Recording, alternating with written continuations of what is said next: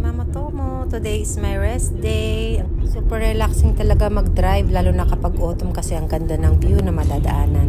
Sinundo ko nga pala yung friend ko at pupunta kami sa isang hot spring resort dito sa Kansanji, sa Hamamatsu. Hanasaki no Yu Onsen. Second time ko na dito, last time kasama ko yung family ko. At dahil nagustuhan ko, kaya dito na lang uli kami pumunta. Alam niyo ba, mura lang naman sa mga ganito. Dahil weekday ngayon, meron silang lunch and bath na set plan, which is 2,000 yen lang. Kaya ito talaga yung paborito kong gawin para sa aking self-care. Sabi ko na nga, maghanap ng mga hot spring at mga hotels na affordable lang. Pero siguradong marerelax ka talaga. Sino yung nasa TV? ありがとうございます。浴衣ご利用になられますか？はいはい。浴衣の帯です。 Kasama na sa bayad yung set ng bath towel at meron din silang payukata, o diba? Kulay ng iyong yukata. First, kay Gumama, kumukuha na po ng yukata niya. Okay. At hindi niya makakainan sa taas. Ayan o, public bath, ladies. Ayan. Special na massage chair. 10 minutes, 100 yen. At ito nga yung itsura niya sa loob, may indoor and outdoor bath na may garden view.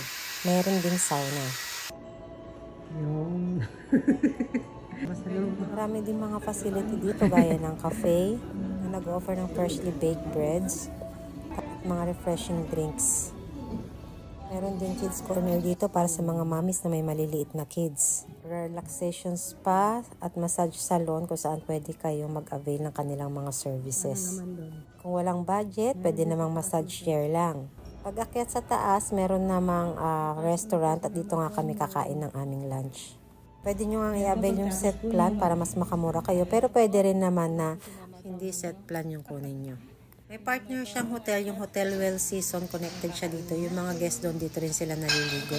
Ngayon, kung gusto nyo ng lunch buffet ng hotel, every Saturday, Sunday at holidays ay meron silang set plan. Mas maganda yung kasi nung kayo sa hotel mismo magla-lunch at napakaraming choices ng food dahil buffet nga. So hindi naman talaga natin kailangan gumastos ng malaki para sa ating me time. Nasa diskarte lang talaga yan kung saan tayo magiging masaya, diba? Yung iba kasi yung kanilang stress reliever ay pagsha-shopping o kaya pagbabar, ganyan. Kaya depende po sa atin yan. Ang importante lang dyan ay magkaroon tayo ng oras para sa sarili natin. Siyempre, para mas maalagaan natin yung pamilya natin, kailangan alagaan muna natin yung ating sarili. Lately ko nga lang yan na-realize, mga 2 years ago, no binago ko yung mindset ko at pinrioritize ko rin yung happiness ko. Aside sa pagiging nanay at asawa, siyempre dapat meron din akong ibang ginagawa para sa sarili ko. Yan nga yung view dito at harap talaga siya ng theme park. Pwede nga kayong matulog dito. Actually, unlimited time yung pwede yung stay hanggang closing kung gusto niyo.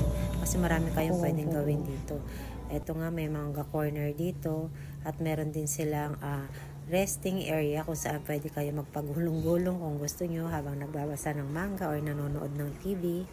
Meron din silang tennis table corner kung gusto niyo. Magsabi lang kayo. Tapos meron din karaoke room dito. 3 hours, 1,000 yen lang. Tapos may libreng tsaa or tubig, kukuha na lang kayo. Dahil Lunes ngayon, ayan, wala nga masyadong tao. At dahil nga nanay ako, ay hindi ako pwede magtagal, pero at least nairaos ko ang aking self-care routine. At babalik na uli ako sa aking pamilya para sila ay pagsilbihan, pero dahil nakapag-recharge ako, ganado na rin uli ako magtrabaho. So natanggal talaga yung pagod namin dito ng aking kumare. Kaya kayo rin Mama Tomo, relax din. See you next!